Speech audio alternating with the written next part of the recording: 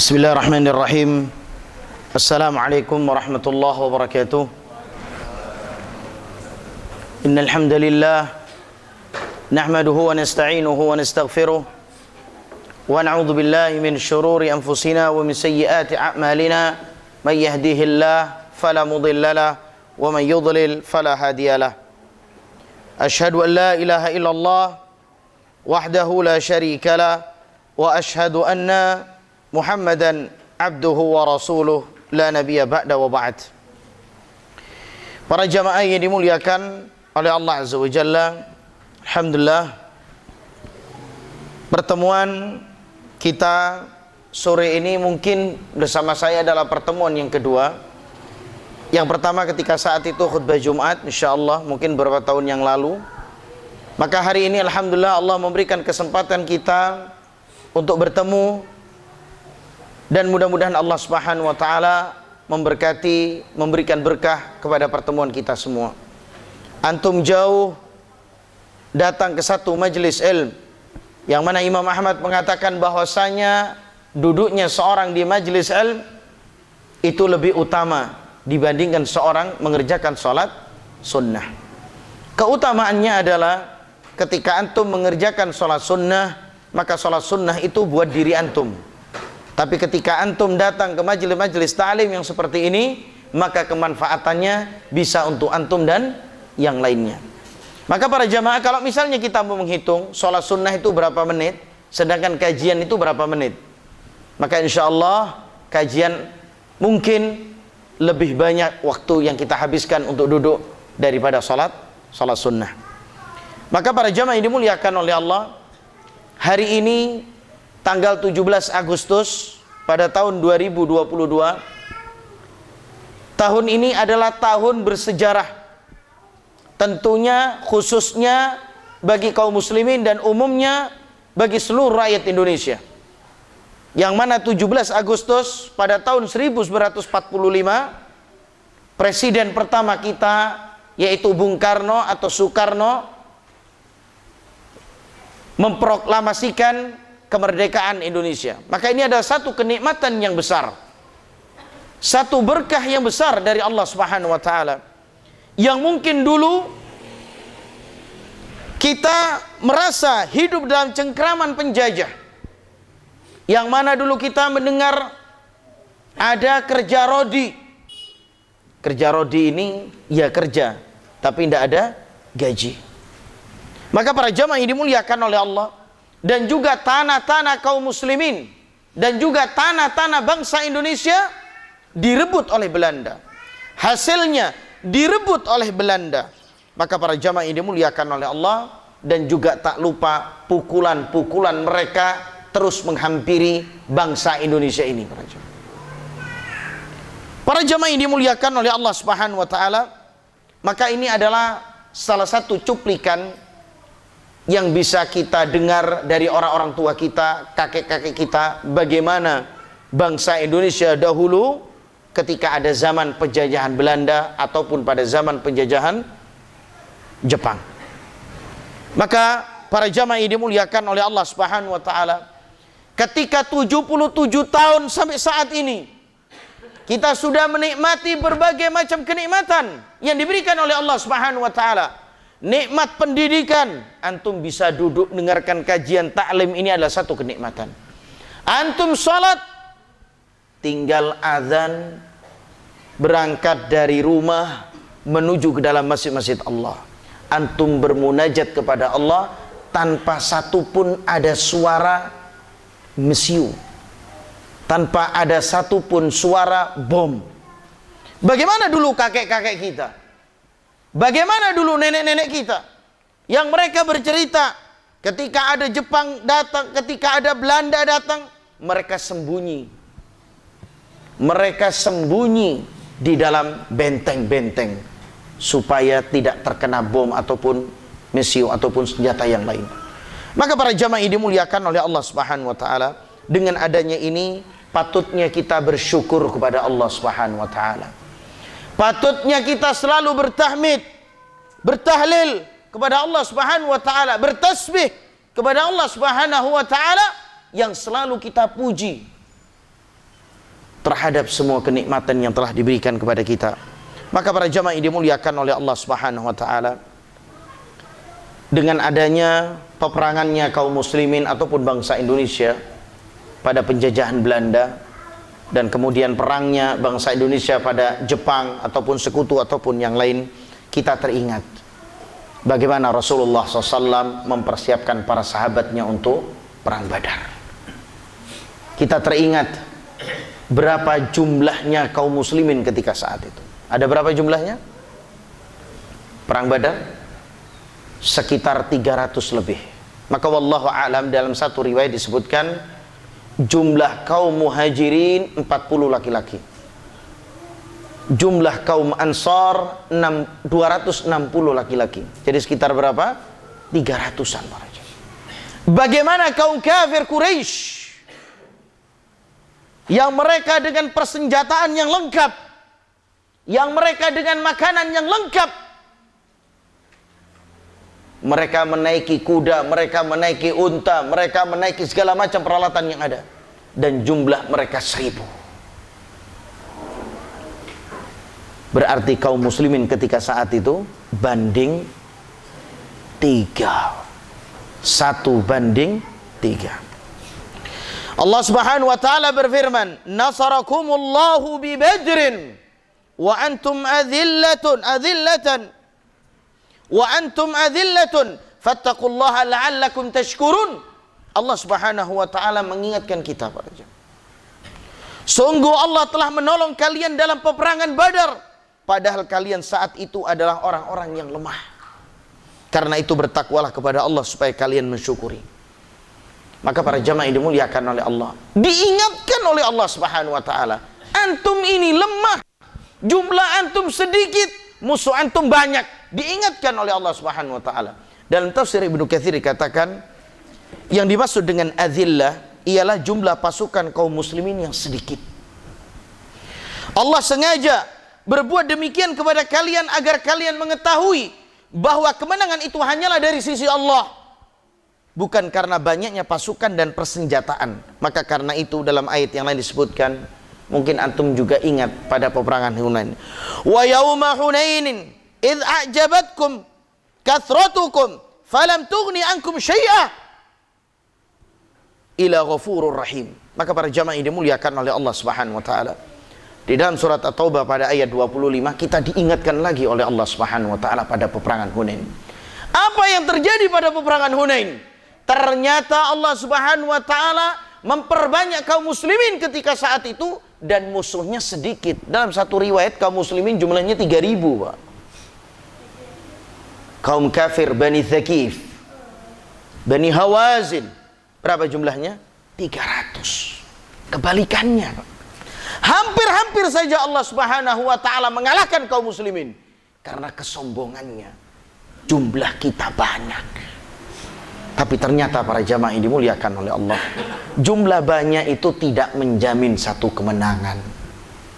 Yang menjamin kemenangan itu adalah ketakwaan kepada Allah Subhanahu wa taala. Allah Subhanahu wa taala menyatakan dalam surat At-Taubah pada ayat yang ke-25 yang artinya, dan ingatlah peperangan Hunain, yaitu di waktu kalian menjadi congkak, sombong karena banyaknya jumlah kalian. Maka jumlah yang banyak itu tidak memberi manfaat kepada kalian sedikit pun. Tidak ada manfaatnya, ternyata banyak. Sampai pada firman Allah Subhanahu wa taala, Allah Maha Pengampun lagi Maha Penyayang, pada surat At-Taubah pada ayat yang ke-27. Kemudian para jamaah, kita kembali kepada perang Badar. Badar adalah nama sebuah tempat yang terletak di antara Mekah dan Madinah. Terkenal dengan sumurnya. Nama ini adalah tempat kampung dikaitkan dengan nama seorang laki yang mula-mula menggali sumur tersebut. Nama lelaki yang dimaksudkan adalah Badar ibn Narain. Ya, jadi Badar itu namanya orang. Kemudian Asy-Sya'bi juga mengatakan bahwa Badar adalah nama sebuah sumur, ya, milik seorang laki-laki yang dikenal dengan nama sebutan Badar. Insya Allah di Sempu nama Badar banyak, Pak, ya? Hah? Banyak Badar. Hah? Oh, maaf ya. Jadi Badar ini juga salah satu nama-namanya nama orang Arab, Pak. Kemudian firman Allah Subhanahu wa taala juga menyatakan dalam surat Ali Imran pada ayat 123, kelanjutan dari ayat yang pertama kita baca, fattaqullaha la'allakum tashkurun. Apa kata Allah Subhanahu wa taala? Karena itu bertakwalah kepada Allah supaya kalian mensyukurinya. Kita diperintahkan untuk bertakwa, yakni agar kalian dapat mengerjakan ketaatan kepadanya. Jadi pada intinya para jamaah yang dimuliakan oleh Allah, perang Badar jumlah kita sedikit, perang Hunain jumlah kita banyak. Maka sedikit dan banyak ini tidak menjamin sebuah pasukan itu menang. Tapi jaminan itu adalah barang siapa yang bertakwa kepada Allah, maka Allah akan memberikan jalan keluarnya. Takwa, mengerjakan segala macam apa yang diperintahkan oleh Allah dan Rasulnya, serta menjauhi apa yang dilarang oleh Allah dan Rasulnya. Allah ingatkan para sahabat akan kepedihan hidup mereka sebelum kemenangan agar bisa mensyukurinya. Para jamaah yang dimuliakan oleh Allah Subhanahu wa taala, berapa banyak yang Allah berikan satu kenikmatan kepada kaum kafir Quraisy dan kemudian mereka kufur terhadap nikmat itu. Bukankah Allah Subhanahu wa taala menangkan mereka sebelum datangnya Nabi Muhammad SAW? Apa kemenangannya orang-orang Quraisy ketika saat itu? Walaupun tidak ada perang di situ, Pak, tapi menang. Alam tara kaifa fa'ala rabbuka bi ashabil fil. Para jamaah yang dimuliakan oleh Allah Subhanahu wa taala, Allah menurunkan surat Al-Fil kepada orang-orang kafir Quraisy ketika saat itu. Apa kalian tidak ngelihat apa yang dilakukan oleh Allah Subhanahu wa taala terhadap pasukan gajah? Di mana orang-orang Arab Quraisy ketika saat itu? Mereka sembunyi, lari di gunung-gunung. Kiranya mereka ngelihat apa enggak sih? Abraham bawa pasukan itu. Abraha ketika saat itu di daerah Muhammash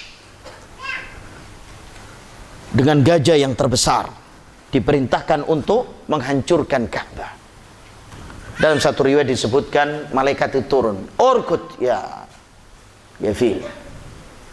Kemudian dia duduk, dipecuti, dipukuli, tidak gerak ini gajah ini. Ketika diarahkan pada arah selain Ka'bah, mau jalan dia. Diarahkan ke Ka'bah lagi, tidak mau. Ketika saat ini diturunkan oleh Allah Subhanahu wa taala, tayran ababil tarmihim bihijaratin min sijil faja'alahum ka'asfim ma'kul. Para jamaah yang dimuliakan oleh Allah, masa iya orang Arab Quraisy tidak ngelihat itu? Ngelihat itu, Pak. Makanya Allah Subhanahu wa taala menyebut-nyebut kenikmatan yang sudah diberikan. Apa terus buktinya? Ketika kenikmatan sudah diberikan kepada antum semua, apa yang antum lakukan? Allah tidak butuh ibadahnya antum. Allah tidak butuh sama ibadahnya kita, para jemaah. Kemudian untuk mengingatkan generasi kita, maka kita harus memaksa mereka untuk selalu mengingat-ingat kenikmatan yang telah Allah Subhanahu wa taala berikan kepada kita. Cukup sebagai bukti, cukup mungkin sebagai tontonan antum, kaum muslimin yang ada di Palestina, kaum muslimin yang ada di Syam, kaum muslimin yang ada di Rohingya, bagaimana susahnya mereka ibadah tidak boleh, sholat diserang, masjidnya dihancurkan, sekolah tidak boleh, buta huruf semua itu Rohingya itu. Satu kenikmatan yang aman, para jamaah. Rabbi ja'al hadha balada amina. Mudah-mudahan Allah Subhanahu wa taala menjadikan negara ini adalah negara yang aman. Para jamaah yang dimuliakan oleh Allah Subhanahu wa taala, maka para jamaah, bagaimana cara kita untuk mensyukuri kenikmatan kemerdekaan kita ini? Yang pertama, mensyukuri dengan hati, dalam bentuk pengakuan bahwa nikmat kemerdekaan semata-mata berasal dari Allah Subhanahu wa taala. Kita ini aman, antum bisa duduk, antum bisa sekolah, antum bisa kerja, antum bisa tidur nikmat, bangun nikmat, makan nikmat, minum nikmat. Maka semua para jamaah yang harus kita yakini, semua ini semata-mata karena Allah Subhanahu wa taala. Dan perwujudan dari bentuk syukur ini, para pendiri bangsa telah menggoreskan pena mereka juga dalam bentuk pembukaan Undang-Undang Dasar 45 dengan rahmat Allah yang Maha Esa. Antum buka itu. Pendahulu kita sudah menulis dengan tinta emasnya. Kemerdekaan ini dengan rahmat Allah yang Maha Esa. Bila ini diingkari, tidak menutup kemungkinan Allah akan mencabut nikmat ini dan menggantinya dengan nikmah, yaitu azab. Seperti yang terjadi pada kaum kafir Quraisy yang mengganti nikmat Allah dengan mendustakannya. Dikasih kenikmatan, didustakan Allah. Caranya gimana mendustakan Allah? Mendustakan nabinya, mendustakan Al-Quran, mendustakan syariat. Sudah dikasih kenikmatan. Dari pasukan gajah diselamatkan. Tanpa peperangan mereka menang. Tahu yang bantu mereka Allah. Mereka tahu, mereka percaya itu karena mereka punya tauhid rububiyah. Maka para jamaah yang dimuliakan oleh Allah, Allah Subhanahu wa taala berfirman, "Alam tara ila alladziina baddalu ni'matallah kufran wa ahallu qaumahum daral bawar." Tidaklah kamu perhatikan orang-orang yang telah menukar nikmat Allah dengan kekafiran dan menjatuhkan kaumnya ke lembah kebinasaan. Dalam surat Ibrahim pada ayat yang ke-28. Maka para jamaah yang dimuliakan oleh Allah, dalam tafsir Ibnu Katsir, Abdullah ibn Kawa, ia bertanya, siapakah yang dimaksud dengan orang-orang yang mengganti nikmat Allah dengan kekafiran dan menjerumuskan kaumnya ke dalam lembah kebinasaan? Maka Khalifah Ali ibn Abi Thalib menjawab, mereka adalah orang-orang musyrik Quraisy. Allah telah memberikan nikmat iman kepada mereka, tetapi mereka menukar nikmat Allah itu dengan kekafiran dan menjerumuskan kaumnya ke dalam lembah kebinasaan, yaitu neraka jahanam. Maka para jamaah yang dimuliakan oleh Allah, Mujahid, Sa'id ibn Jubair, Ad-Dhahhak, Qatadah dan Ibnu Zaid mengatakan bahwa mereka adalah orang-orang kafir Quraisy yang terbunuh dalam perang Badar. Hal yang sama telah diriwayatkan oleh Malik dalam kitab tafsirnya dari Nafi' dari Ibn Umar. Maka para jemaah, ada sebagian orang dari kafir Quraisy itu yang tidak mau ikut perang Badar. Salah satunya adalah Umayyah ibn Khalaf. Tidak mau dia. Sampai ditanya, kenapa engkau tidak mau kok ikut perang Badar? Kenapa?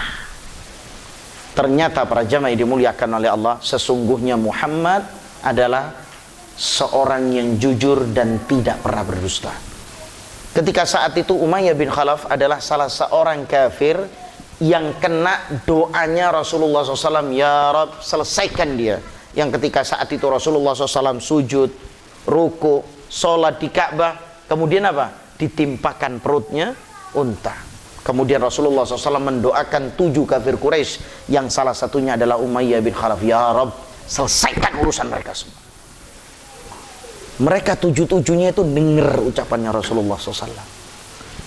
Maka Umayyah bin Khalaf, lah, Muhammad adalah orang yang jujur, tidak pernah bohong.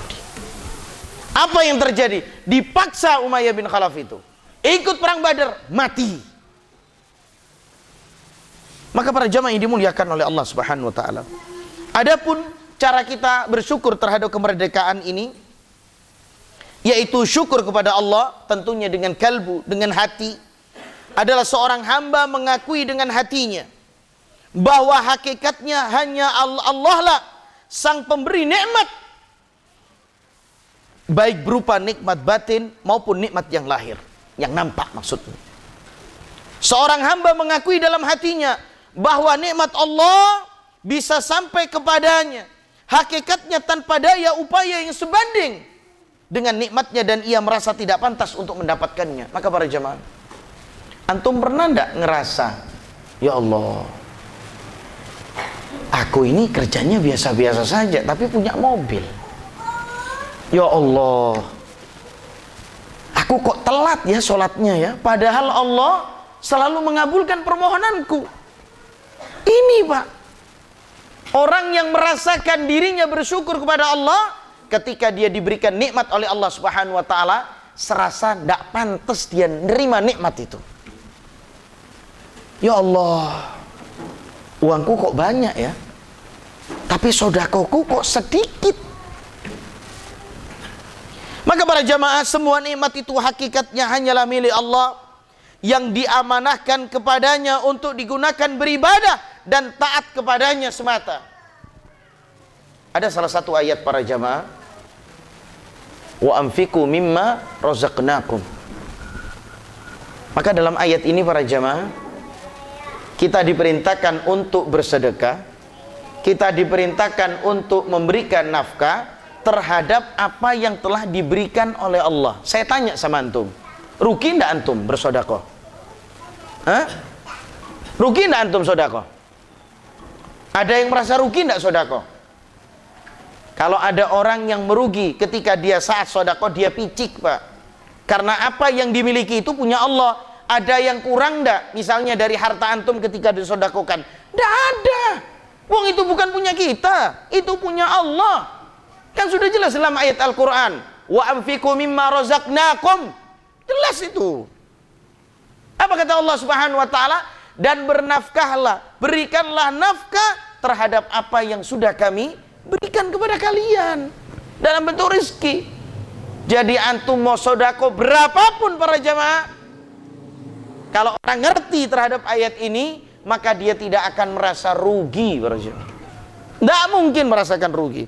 Maka dalil keyakinan hati di atas dalam firman Allah Ta'ala, wa ma bikum min ni'matin faminallah.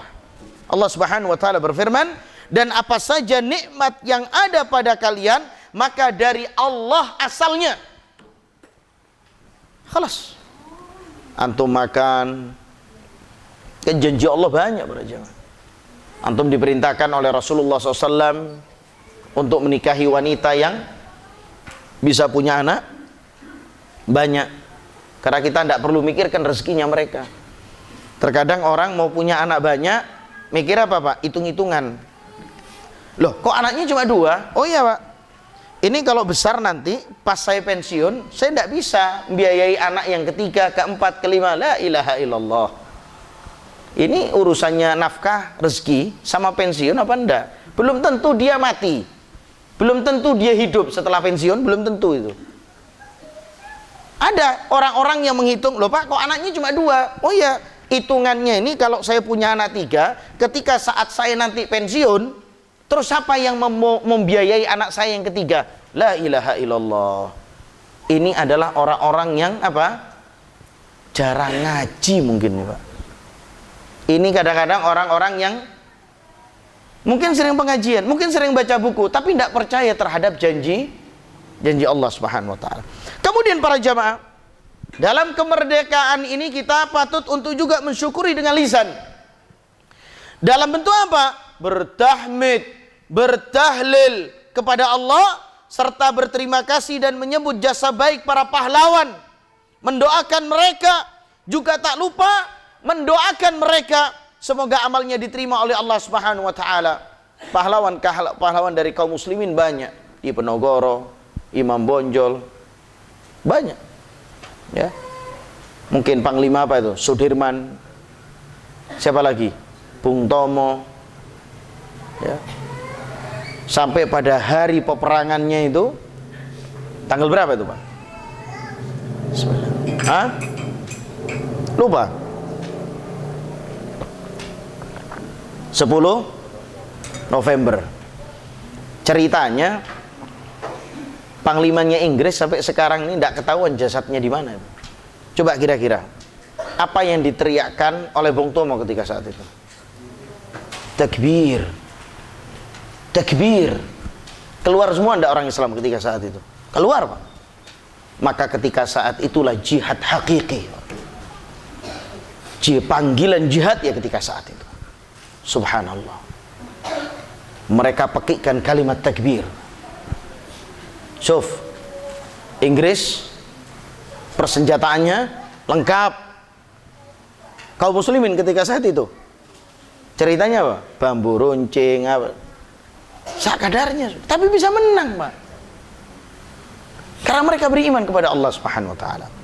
Kemudian menyebut jasa yang baik juga pada bagian dari syukur kepada Allah Subhanahu wa taala. Kita menyebutkan orang itu baik.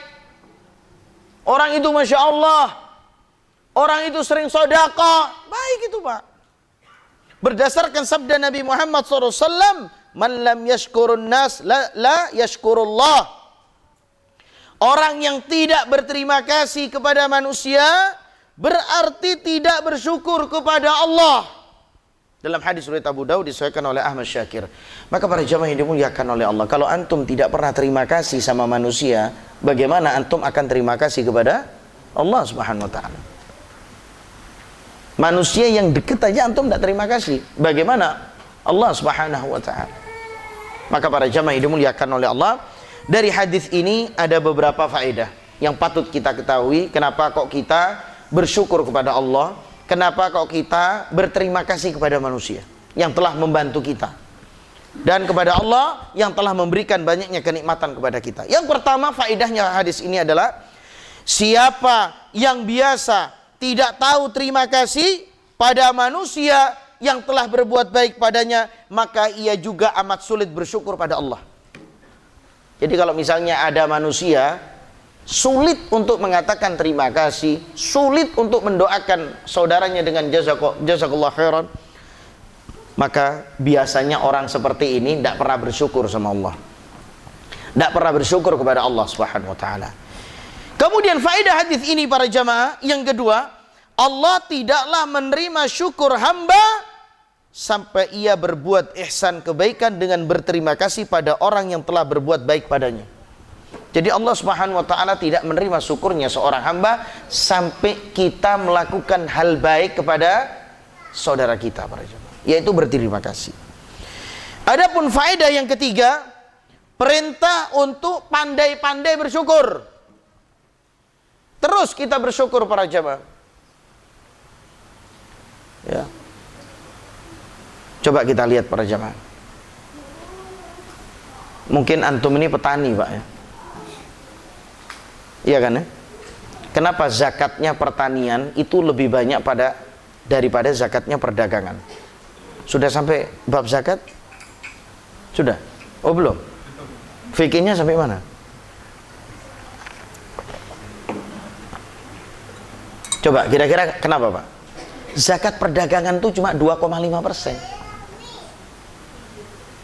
Zakat pertanian, Pak, 5% sampai 10%. Kenapa pertanian itu lebih banyak, Pak, daripada zakat perdagangan? Maka para jamaah dimuliakan oleh Allah, nilai usaha perdagangan dan pertanian itu lebih sedikit usahanya pertanian.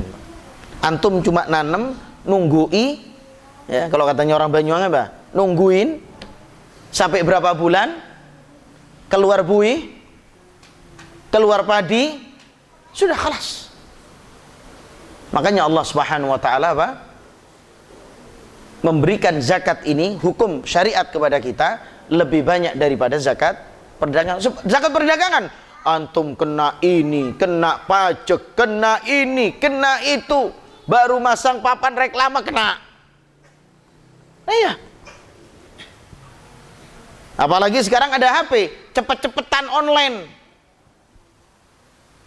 Barang sama, harga beda, yang dicari yang lebih murah. Hilang lagi. Sulit kalau dagang. Tapi kalau tani, lebih gampang. Sehingga Allah Subhanahu wa ta'ala memberikan zakat pertanian itu lebih banyak kadarnya ketimbang zakat-zakat yang lain. Maka para jamaah ini adalah sungguh kenikmatan bagi kita semua. Tidak ada... mungkin antum belum berjumpa pada tanah-tanah yang merah, yang gersang.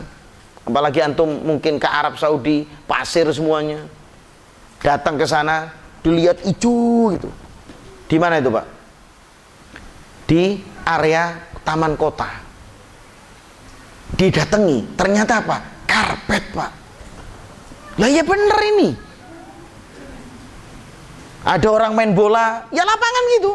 Main bola, samping-sampingnya kok batu, sampingnya tanah. Ini lapangan bola kok hijau, datangi apa Pak? Karpet. Maka para jamaah ini dimuliakan oleh Allah, satu kenikmatan. Ya, Indonesia tanahnya subur. Sampai-sampai dikatakan kalau besi ditempelkan di tanahnya Indonesia, keluar jagung. Ini jangan disungguhin Pak. Ini cuma kata-kata aja. Nanti disungguhin, antum nanam besi nanti semua. Nggak keluar jagung Pak. Tapi kemudian yang keempat, pemberi nikmat hakiki adalah Allah, dan manusia yang berbuat baik adalah sebagai perantara dalam sampainya kebaikan itu. Jadi manusia yang berbuat baik sama kita itu perantara, Mbak. Kadang-kadang antum anak datang, Bi, uang Bi. Pakai apa? SPP. Ya sebentar. Istrinya datang, Bi, ayo Bi, ke pasar. Iya sebentar. Bingung antum. Ini kok tidak laku-laku. Subhanallah, hamba Allah datang. Saya berapa bulan yang lalu janji pengen beli barang ini. Nih sekian. Ya Allah, alhamdulillah Pak. Sampai datang ini. Subhanallah. Keuntungan saya bisa pakai ke dapur. Keuntungan bisa saya pakai untuk bayar SPP. Perantara para jemaah. Masa antum tidak terima kasih sama perantara itu? Apa yang dilakukan oleh Ka'ab ibn Malik? Ketika salah satu sahabat Rasulullah SAW mendatangi Ka'ab ibn Malik, menceritakan, mengabarkan bahwasanya taubatmu ya Ka'ab diterima oleh Allah Subhanahu wa taala. Apa yang dilakukan oleh Ka'ab ibn Malik? Ada yang kenal enggak nih Ka'ab ibn Malik ini? Orang mana? Orang Kalstel. Orang sembuh. Siapa Ka'ab ibn Malik radhiyallahu anhu? Sahabat Rasulullah yang tidak ikut perang ketika saat itu. Perang Tabuk tidak ikut. Ya. Kemudian dikasih hukuman oleh Rasulullah SAW, oleh Allah Subhanahu wa taala, selama 50 hari tidak diajak omong, diboikot. Ketika hari yang ke-50 datang sahabat Rasulullah memberikan kabar sama siapa? Ka'ab ibn Malik. Ya Ka'ab, ada berita gembira, taubatmu diterima oleh Allah. Apa yang dilakukan oleh Ka'ab? Ada yang tahu? Hah? Bajunya dibuka para jamaah, dihadiahkan sama dia, terus dia tidak punya baju untuk menghadap Rasulullah. Kemudian dia minjem baju saudaranya untuk menghadap Rasulullah. Jadi Pak, memberikan itu tidak harus punya gitu loh Pak. Antum pelajari hadis ini, mungkin antum bisa pelajari dalam kitab Syarah Riyadhus Shalihin para jamaah. Kemudian para jamaah, jadilah manusia yang pandai berterima kasih, lebih-lebih pada orang tua. Ini mutlak para jamaah. Pada orang tua mutlak. Kemudian guru dan setiap yang telah memberikan berbagai kebaikan kepada kita semua. Syukur kepada Allah dengan lisan adalah dengan memuji Allah atas nikmat-nikmat yang telah diberikan kepada kita. Mengingat nikmatnya, menghitung-hitungnya, serta menampakkan dalil bersyukur ini para jamaah dengan lisan, sesuai dengan firman yang telah difirmankan oleh Allah Subhanahu wa taala dalam surat Ad-Duha pada ayat yang 11, wa amma bi ni'mati rabbika fahaddits. Dan terhadap nikmat Tuhanmu maka hendaklah kamu siarkan. Sebut, Pak. Ya Allah, dulu enggak punya rumah, sekarang saya punya rumah. Ya Allah, dulu enggak punya motor, saya sekarang punya motor. Ya Allah, dulu enggak punya istri, sekarang saya punya istri. Ya Allah, dulu saya tidak punya anak, sekarang saya punya anak. Saya mau bersyukur sama Allah. Lisannya takbir, tahmid. Kapan? Sore hari ini para jamaah, adakah yang sudah membaca zikir sabah wal masa? Zikir pagi dan petang atau sudah? Masya Allah, Allahumma barik. Allahumma barik para jamaah. Bagaimana antum ingin menjadi hari ini baik? Kan banyak orang, Pak, saya mau ngadakan acara dulu. Oh iya silakan. Kapan hari baiknya? Kan masih bingung dia kapan hari baiknya. Coba antum baca zikir pagi dan petang itu. Ya. Kan ada permohonan kepada Allah Subhanahu wa taala. Rabbi as'aluka khaira ma fi hadzal yaum wa khaira ma ba'dahu. Kita minta sama Allah Subhanahu wa taala supaya hari ini menjadi hari baik. Berarti kaum muslimin itu punya hari baik ya setiap hari, Pak. Tidak perlu ditentukan hari baiknya kapan. Oh nanti Kamis, oh nanti Jumat, oh nanti ini. Tiap hari. Karena kita berdoa kepada Allah, meminta kebaikan di setiap harinya. Dan kita memohon kepada Allah untuk menyingkirkan keburukan pada hari-hari tersebut. Kemudian yang selanjutnya mensyukuri dengan perbuatan. Bagaimana caranya? Yang pertama sujud syukur saat nikmat kemerdekaan itu tiba. Maka para jamaah, ya wallahu alam, kita berhusnudzon, berprasangka baik. Pendahulu kita itu pasti sujud, Pak. Ketika ada kemerdekaan, proklamasi dibacakan 17 Agustus tahun 1945, saya yakin kaum muslimin sujud syukur semua. Ya. Setiap kita memperoleh kenikmatan dianjurkan langsung untuk bersujud. Tapi kenikmatan yang jarang kita temui, Pak.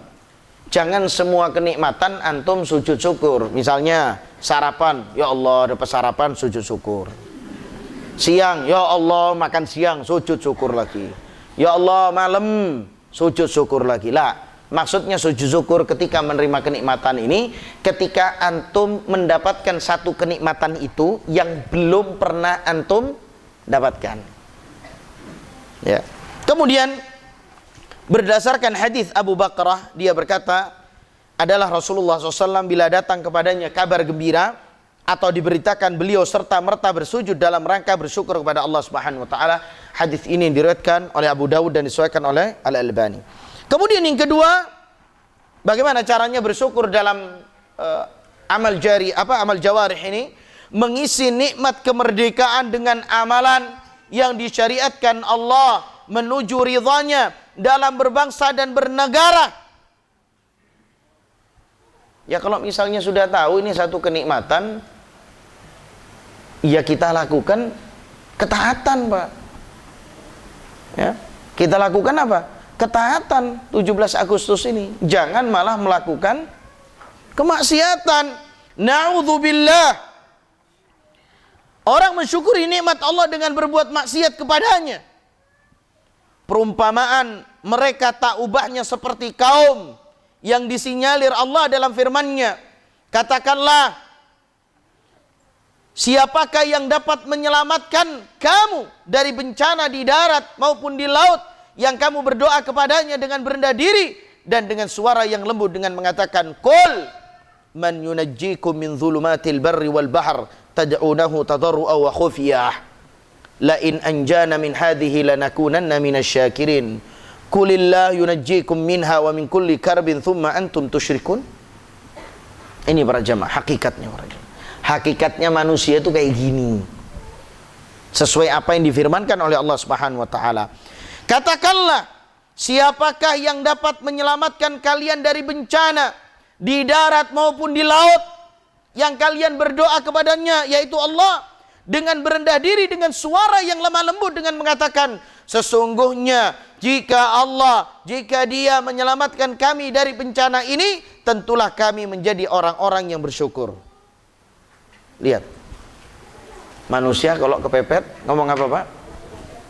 Ya Allah selamatkan, ya Allah. Ini kalau aku selamat, sholat terus nanti aku. Ya Allah selamatkan, ya Allah. Antum tahu kan ketapang itu kan? Dahsyat enggak itu? Ombaknya dahsyat. Ketika diombang-ambingkan kapal itu oleh Allah Subhanahu wa taala dengan ombak yang besar, bagaimana penumpangnya? Yang tidak pernah takbir, yang tidak pernah sholat ke susu, ngambil wudhu mau sholat, yang tidak pernah taubat jadi taubat.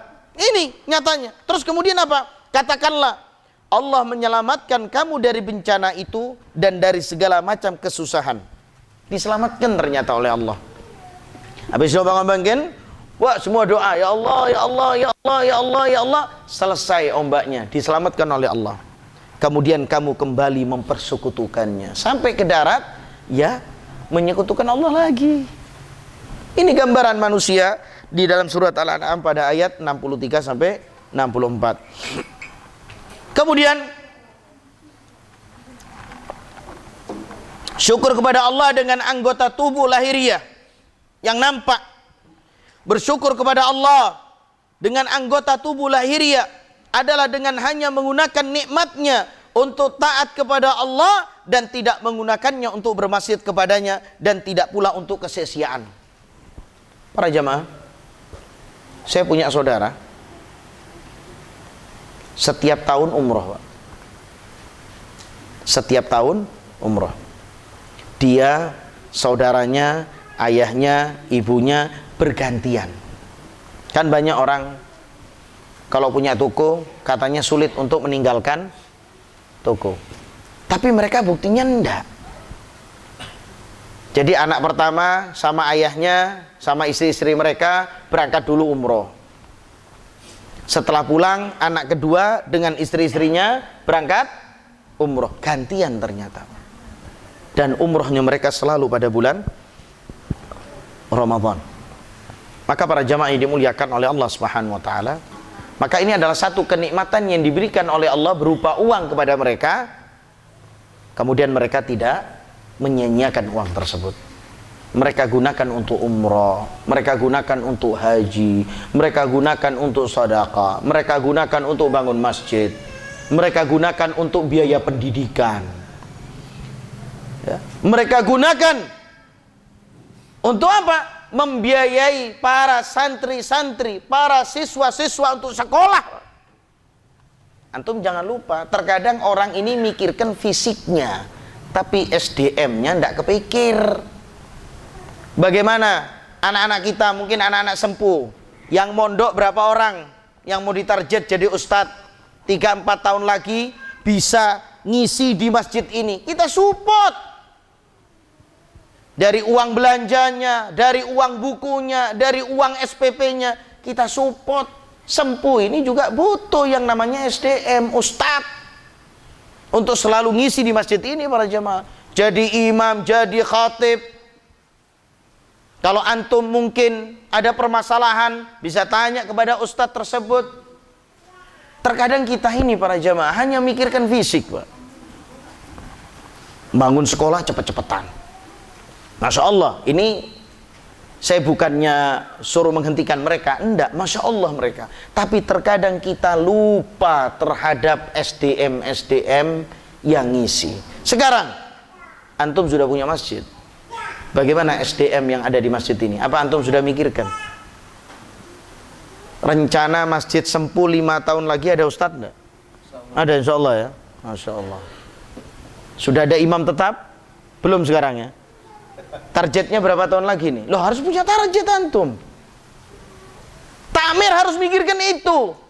Kapan masjid ini punya SDM yang bagus? Jangan satu, Pak.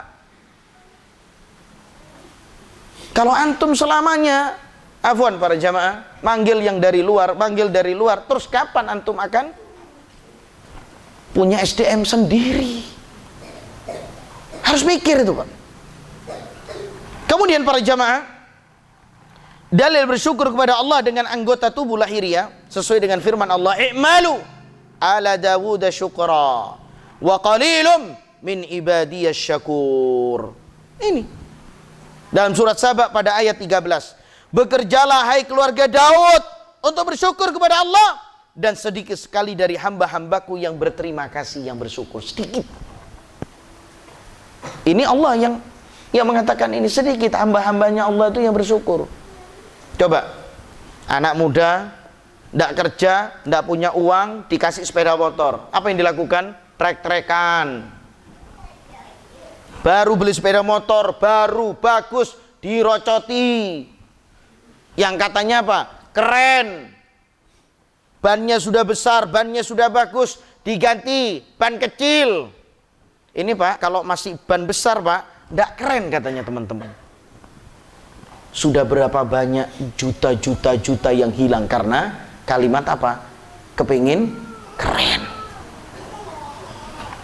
Kemudian para jamaah, dahulu Rasulullah SAW sholat malam sampai pecah-pecah telapak kaki beliau. Dalam riwayat yang lain bengkak kakinya Rasulullah SAW. Sholat malamnya, Pak. Ya. Ya ini mudah-mudahan antum sholat malam bangun semua nih. Jam 3, setengah 4 lah minimal. Karena adzannya jam berapa? Jam 4.20-an ya. Jam 4.20. Ya minimal setengah 4 lah antum bangun. Atau mau maksimal jam 3, setengah 3 bangun sholat.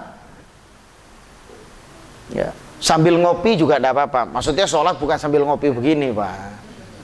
Maksudnya sholat, antum masakkan kopi, ditaruh di samping antum. Setiap salam ngopi sih. Tidak apa-apa. Ulama ada yang seperti itu. Tidak ada masalah. Tidak ada masalah para jamaah. Rahimallahu rajulan qama minal laili fasalla. Mudah-mudahan Allah merahmati seorang laki-laki yang bangun malam kemudian salat. Wa aiqadha zaujatuh. Dan kemudian dia bangunkan istrinya fasallat, dan istrinya salat.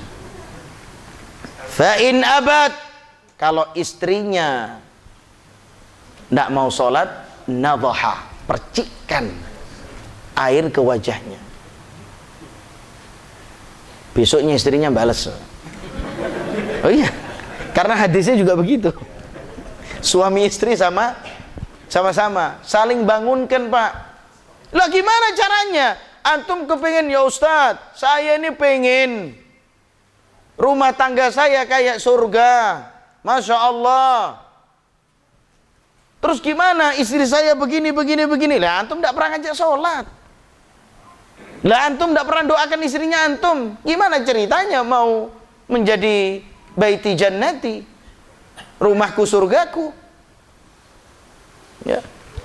Kemudian para jamaah, Rasulullah SAW bersabda ketika ditanya oleh Aisyah, ya Rasulullah, engkau adalah seorang nabi, engkau seorang manusia yang diampuni dosa-dosanya yang telah lalu dan yang akan datang. Kok sampai sholat kakinya pecah-pecah? Gimana sekarang? Banyak orang ngaku wali, malah tidak sholat, Pak. Lah ini kan kewalian ini. Rasulullah seorang nabi sholat sampai pecah, apalagi nganggap dirinya wali, Pak. Sudah sholat asar, sudah. Loh, di mana tidak kelihatan? Di Mekah. Lah, Mekah masih sholat duhur, Pak. Lah iya kan? Maka para jamaah dimuliakan oleh Allah, apa jawaban Rasulullah SAW? Afala uhibbu an akuna abdan syakuran. Apakah saya tidak ingin menjadi hamba yang banyak bersyukur? Muttafaqun alaih. Allah Ta'ala menyebutkan dalam ayat, di atas amalan perbuatan sebagai bentuk syukur. Demikian pula dalam hadis di atas yang mana Rasulullah SAW mengabarkan bahwa bentuk syukur beliau SAW adalah dengan menjaga pelaksanaan sholat malam dengan baik. Ini dari hati, dari lisan, dari amal perbuatan, semua syukur itu bisa dilakukan, Pak. Amal perbuatan dengan apa? Sholat terus, jos. Wallahi nikmat para jemaah. Sholat malam itu wallahi nikmat. Pintu rezeki, salah satu pintu rezeki yang dibuka itu dengan sholat malam. Sholat malam, Zat. Dagangan tidak laku, Zat. Gimana ini? Toko sepi, tidak laku. Sholat malam. Minta sama Allah. Maka para jamaah, kita syukuri nikmat batin dan lahir yang kita dapatkan dari Allah Ta'ala dengan terus meningkatkan peribadatan dan ketakwaan kepadanya serta menjauhi kemaksiatan, baik dengan hati, lisan maupun anggota tubuh lahiriah. Maka betapa malunya kita kepada Allah seandainya kenikmatan demi kenikmatan yang kita dapatkan justru kita gunakan untuk kemaksiatan kepada Allah. La haula quwwata illa billah, sehingga semakin jauh darinya. Allah Ta'ala berfirman, wa qalilum min ibadiyasy syakur.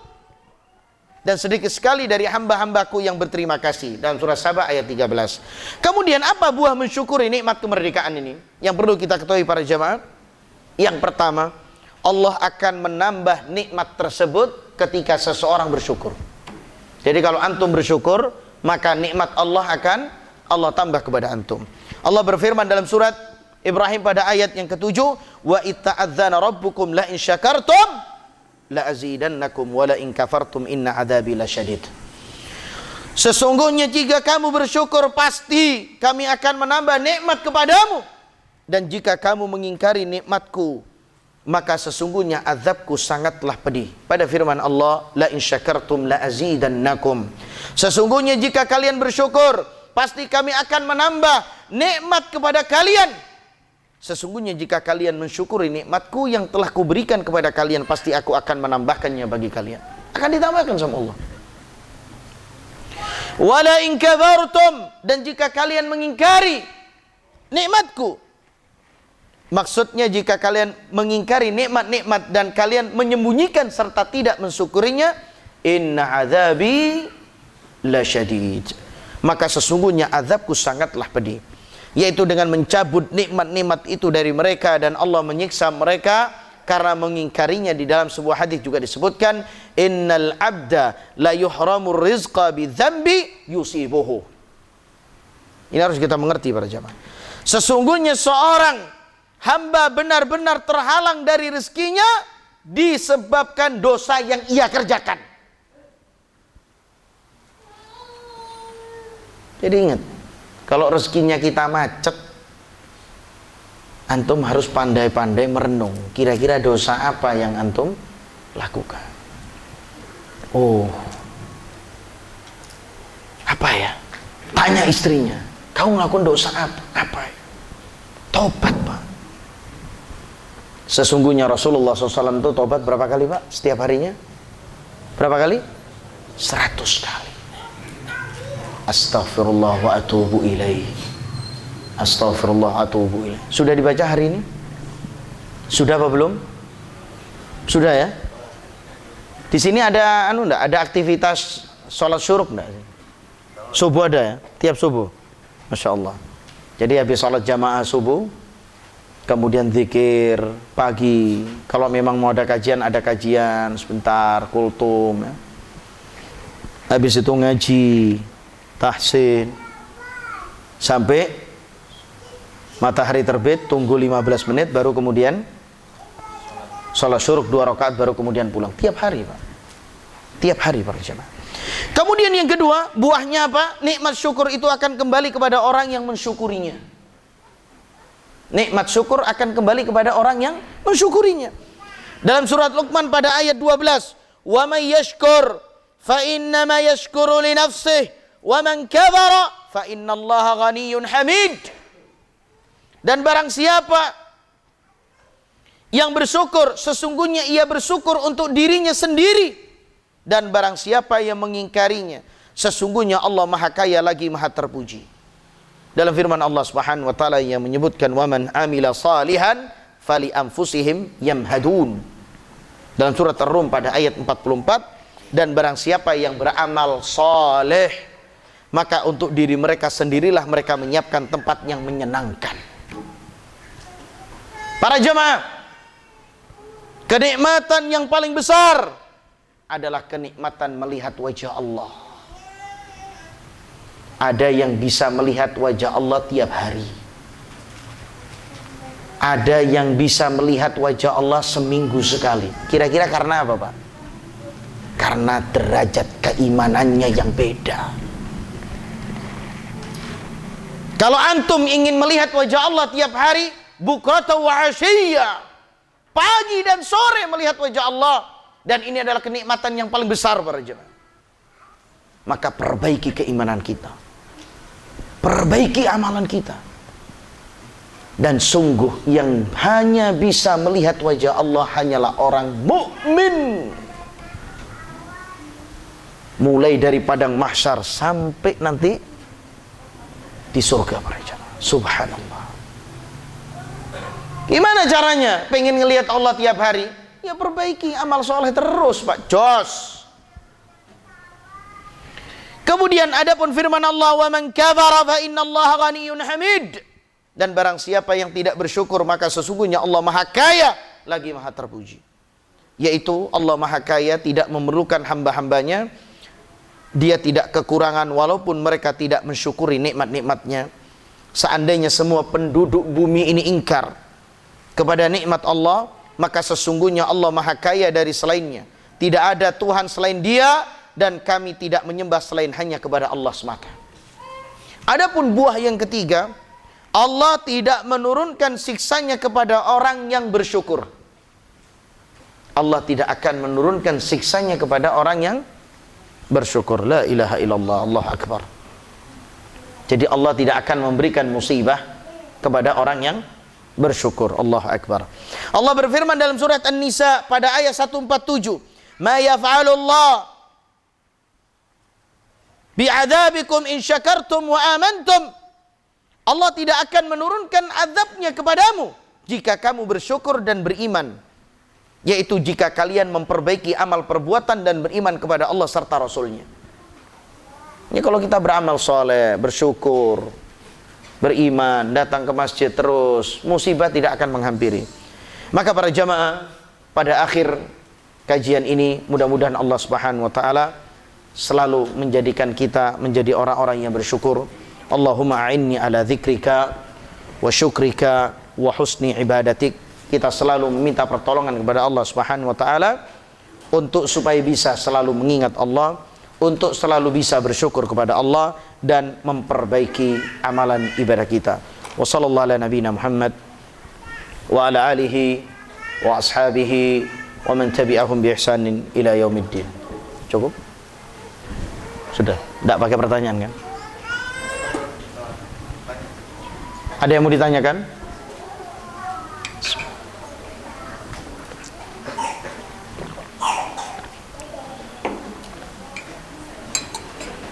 Baik, saya rasa cukup. Subhanakallahumma wa bihamdika asyhadu an la ilaha illa anta astaghfiruka wa atubu ilaik. Wassalamualaikum warahmatullahi wabarakatuh.